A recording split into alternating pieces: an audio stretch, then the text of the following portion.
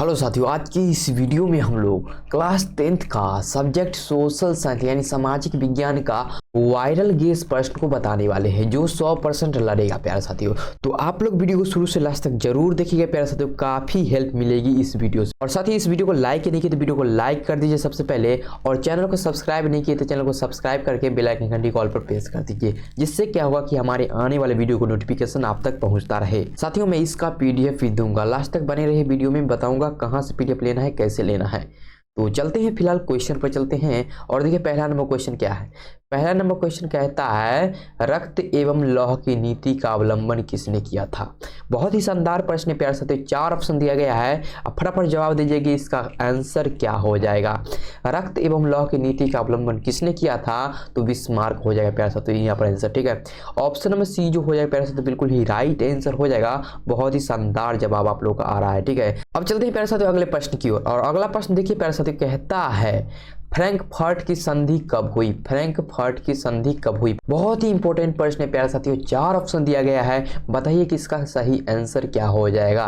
Frankfurt की संधि कब हुई, तो यहाँ पर 1871 बिल्कुल ही सही आंसर हो जाएगा प्यारे साथियों, यानी फ्रैंकफर्ट की संधि 1871 में हुई थी। ऑप्शन नंबर डी जो हो जाएगा प्यारे साथियों बिल्कुल ही राइट आंसर हो जाएगा। ठीक है, जिन भी बच्चे का ऑप्शन नंबर डी आया है बहुत ही शानदार जवाब आया है आप लोग का प्यारे साथियों, इसी तरह मचाते रहिए। और चलिए अगले प्रश्न की ओर। देखिए अगला प्रश्न क्या कहता है, वियना कांग्रेस कब हुआ था। यह भी क्वेश्चन बहुत ही इंपॉर्टेंट प्रश्न है प्यारे साथियों। 4 ऑप्शन दिया गया है, बताइए इसका सही आंसर क्या हो जाएगा। वियना कांग्रेस कब हुआ था, तो 1815 ईस्वी बिल्कुल ही राइट आंसर हो जाएगा प्यारे साथियों। जिन भी बच्चे का 1815 आ रहा है बहुत ही शानदार जवाब आ रहा है आप लोगों का। ऑप्शन में ए जो हो जाएगा बिल्कुल ही राइट आंसर हो जाएगा, आप लोग को याद कर लेना है। और चलते हैं अगले प्रश्न की ओर। और अगला प्रश्न देखिए, मार्टिन लूथर कौन थे। ये भी क्वेश्चन बहुत ही इंपॉर्टेंट प्रश्न है प्यारे साथियों।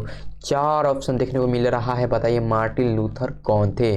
तो मार्टिन लूथर प्यारे साथियों समाज सुधारक थे। कौन थे, समाज सुधारक। ऑप्शन नंबर डी बिल्कुल ही राइट आंसर हो जाएगा प्यारे साथियों, आप लोग को याद कर लेना है। और चलते हैं अगले प्रश्न की ओर। अगला प्रश्न देखिए 5वां नंबर प्रश्न देखिए, कहता है काउंट काबूर को विक्टर इमैनुअल ने किस पद पर नियुक्त किया। सेनापति, फ्रांस के राजदूत, प्रधानमंत्री, गृह मंत्री। तो काउंट काबूर को विक्टर इमैनुअल ने किस पद पर नियुक्त किया, बहुत ही इंपॉर्टेंट प्रश्न है प्यारे साथियों। तो राइट आंसर हो जाएगा प्यारे साथियों प्रधानमंत्री। क्या हो जाएगा, प्रधानमंत्री हो जाएगा। ऑप्शन नंबर सी जो हो जाएगा बिल्कुल ही राइट आंसर हो जाएगा, आप लोग को याद कर लेना है। चलिए अगले प्रश्न की ओर बढ़ते हैं प्यारे साथियों। और अगला प्रश्न देखिए, गैरीबाल्डी पेशे से क्या था। सिपाही, किसान, जमींदार, नाविक। गैरीबाल्डी पेशे से क्या था, बहुत ही इंपॉर्टेंट प्रश्न है प्यारे साथियों, बताइए गैरीबाल्डी पेशे से क्या था। तो गैरीबाल्डी पेशे से नाविक था। क्या था, नाविक था। ऑप्शन नंबर डी जो हो जाएगा बिल्कुल ही राइट आंसर हो जाएगा, आप लोग को याद कर लेना है। चलते हैं अगले प्रश्न की ओर।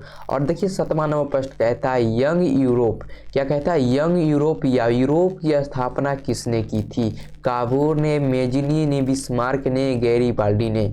तो यंग यूरोप यानी यूरोप की स्थापना किसने की थी, तो मेजिनी ने की थी। किसने की थी, मेजिनी ने की थी।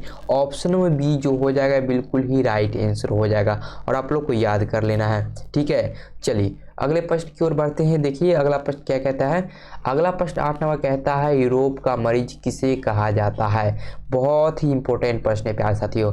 रूस को, जर्मनी को, तुर्की को, यूनान को। तो यूरोप का मरीज किसे कहा जाता है, तो तुर्की को कहा जाता है। किसे कहा जाता है, तुर्की को कहा जाता है। ऑप्शन में सी जो हो जाएगा बिल्कुल ही राइट आंसर हो जाएगा, आप लोग को याद कर लेना है। ठीक है, चलते हैं अगले प्रश्न की ओर। अगला प्रश्न कहता है किस युद्ध के बाद जर्मनी का एकीकरण पूरा हुआ। बहुत ही इंपॉर्टेंट प्रश्न है प्यारे साथियों, 4 ऑप्शन देखने को मिल रहा है, बताइए किस युद्ध के बाद जर्मनी का एकीकरण पूरा हुआ।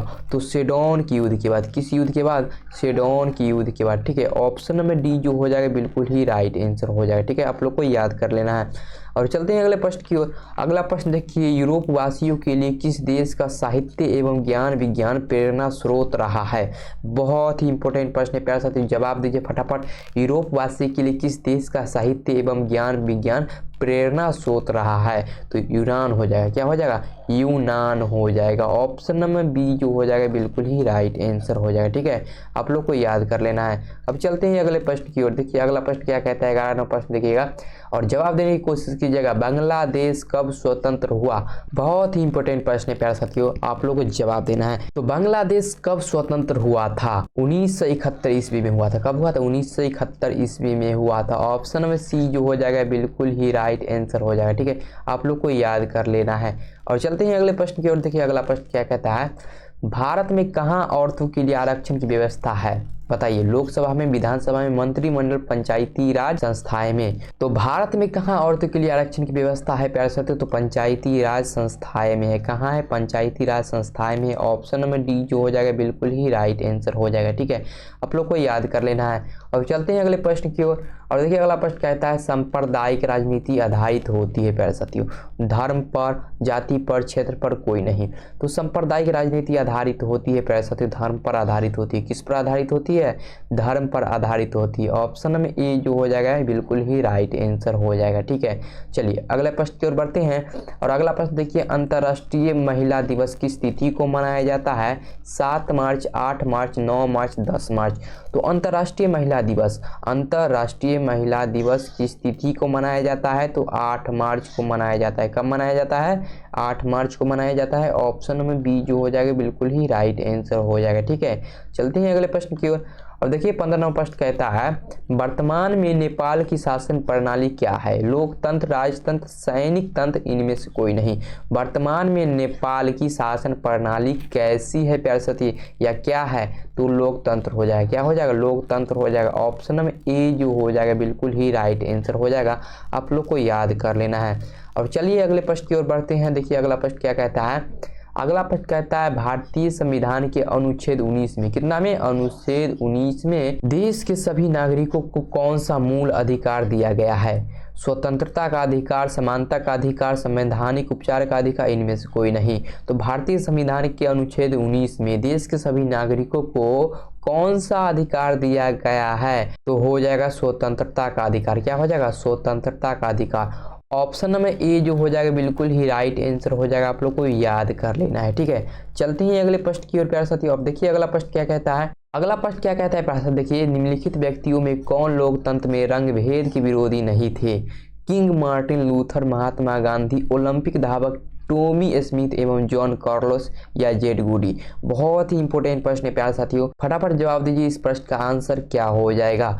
कौन जो है लोकतंत्र में रंगभेद के विरोधी नहीं थे? तो जेड गूडी हो जाएगा। क्या हो जाएगा? जेड गूडी हो जाएगा। ऑप्शन नंबर डी जो हो जाएगा बिल्कुल ही राइट आंसर हो जाएगा। आप लोग को याद कर लेना है। ठीक है, अब चलते हैं अगले प्रश्न की ओर। अब देखिए अगला प्रश्न क्या कहता है, सांप्रदायिक राजनीति किस पर आधारित है? सांप्रदायिक राजनीति किस पर आधारित है? ये भी प्रश्न जो है बहुत ही इंपॉर्टेंट है, फटाफट जवाब दीजिए प्यारे साथी। इसका राइट आंसर क्या हो जाएगा? सांप्रदायिक राजनीति किस पर आधारित है? तो एक धर्म दूसरे से श्रेष्ठ है, इस पर आधारित। ठीक है, एक धर्म दूसरे से श्रेष्ठ, बिल्कुल ही राइट आंसर हो जाएगा। ऑप्शन नंबर ए बिल्कुल ही राइट आंसर हो जाएगा। ठीक है, आप लोग को याद कर लेना है।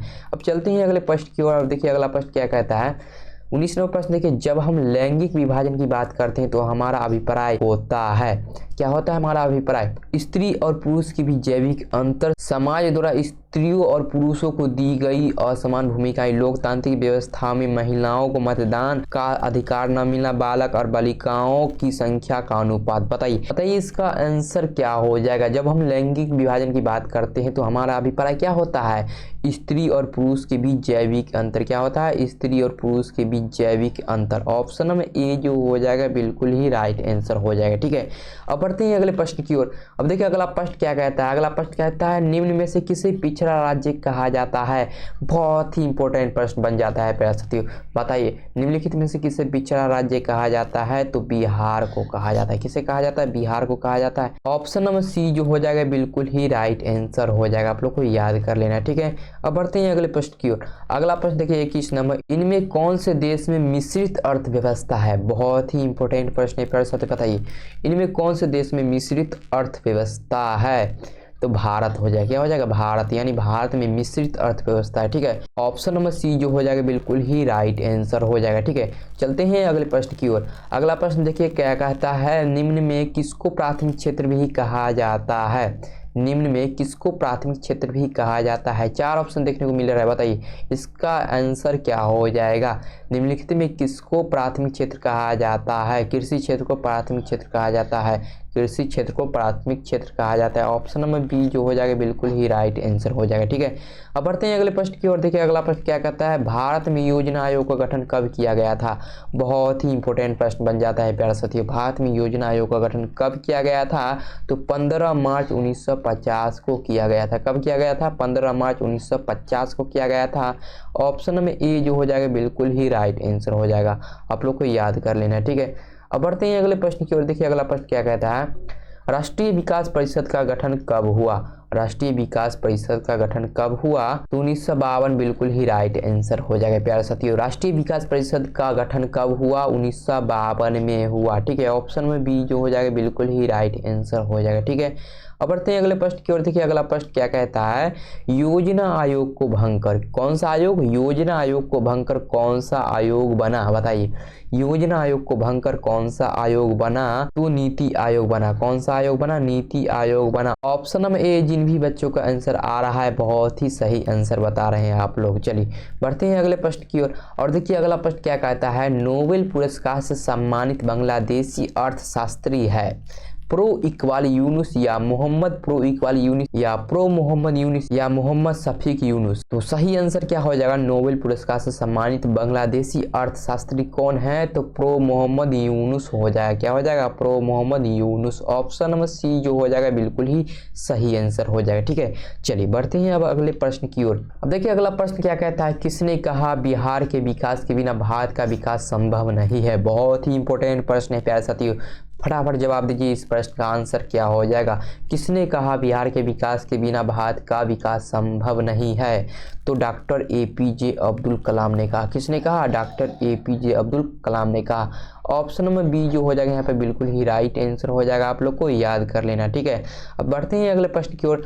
देखिए अगला प्रश्न क्या कहता है, जिस देश की राष्ट्रीय आय अधिक होती है वह देश कहलाता है। बहुत ही इंपॉर्टेंट प्रश्न है प्यारे साथियों, फटाफट आंसर देने की कोशिश कीजिए प्यारे साथियों। जिस देश की राष्ट्रीय आय अधिक होती है वह देश कहलाता है विकसित देश कहलाता है। कौन सा देश कहलाता है, विकसित देश कहलाता है। ऑप्शन नंबर बी जो हो जाएगा बिल्कुल ही राइट आंसर हो जाएगा। ठीक है, अब बढ़ते हैं अगले प्रश्न की ओर। देखिए अगला प्रश्न क्या कहता है, भारत में नीति आयोग की स्थापना हुई। प्यारे साथियों बताइए, बहुत ही शानदार प्रश्न है, बहुत ही इंपॉर्टेंट प्रश्न है प्यारे साथियों। इसका आंसर क्या हो जाएगा, भारत में नीति आयोग की स्थापना हुई कब हुई, तो 2015 में हुई। ठीक है, ऑप्शन नंबर डी जो हो जाएगा बिल्कुल ही राइट आंसर हो जाएगा। चलिए अगले प्रश्न की ओर बढ़ते हैं। अब देखिए अगला प्रश्न क्या कहता है, इनमें से कौन योजना आयोग के पदेन अध्यक्ष होते हैं।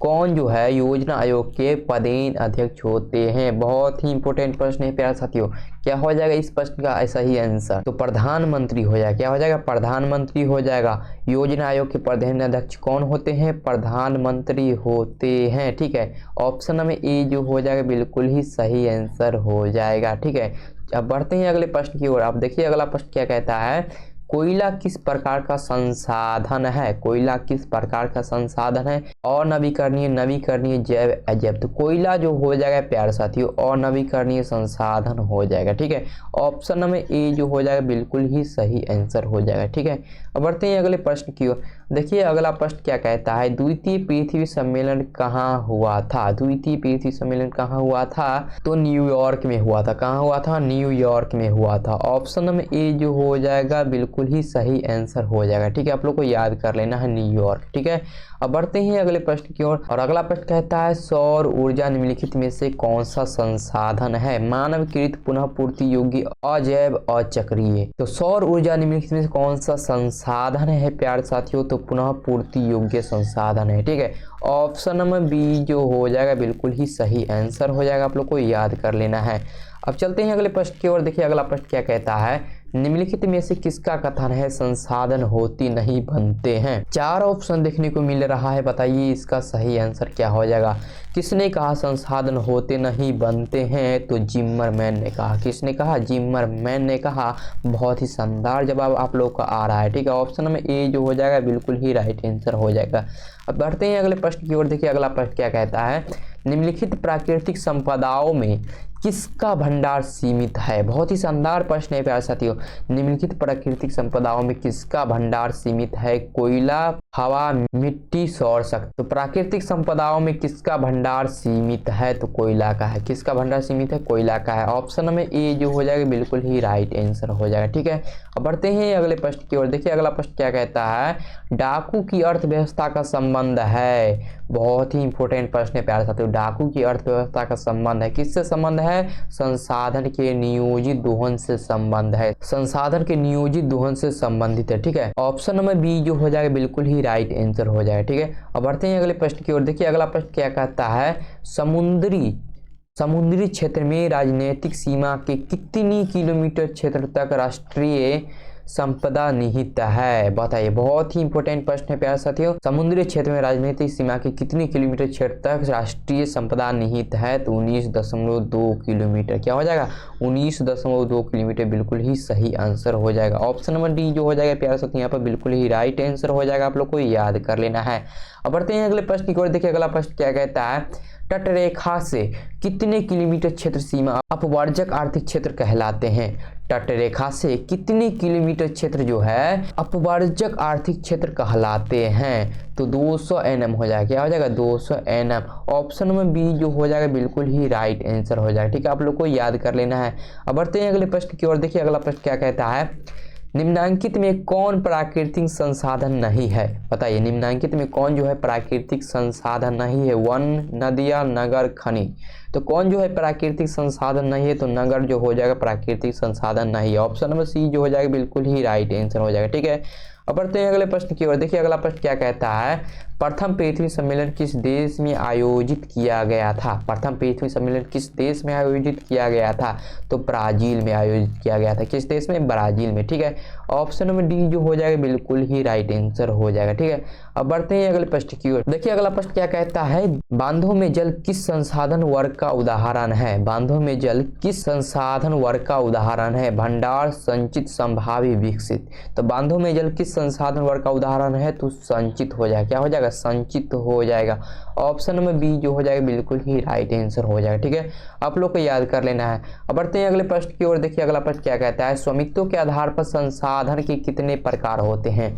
स्वामित्व के आधार पर संसाधन कितने प्रकार होते हैं? तो 4 होते हैं। कितने होते हैं? 4 होते हैं। ऑप्शन नंबर डी जो हो जाएगा बिल्कुल ही राइट आंसर हो जाएगा। आप लोग को याद कर लेना है। अब बढ़ते हैं अगले प्रश्न की ओर। देखिए अगला प्रश्न क्या कहता है, संसाधन नियोजन के कितने स्तर होते हैं? संसाधन नियोजन के कितने स्तर होते हैं? 1, 2, 3, 4। तो संसाधन नियोजन के 4 स्तर होते हैं। कितने स्तर होते हैं? 4 स्तर होते हैं। ऑप्शन में डी जो हो जाएगा बिल्कुल ही राइट आंसर हो जाएगा।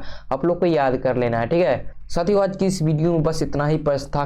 काफ़ी महत्वपूर्ण प्रश्न था प्यारे साथियों।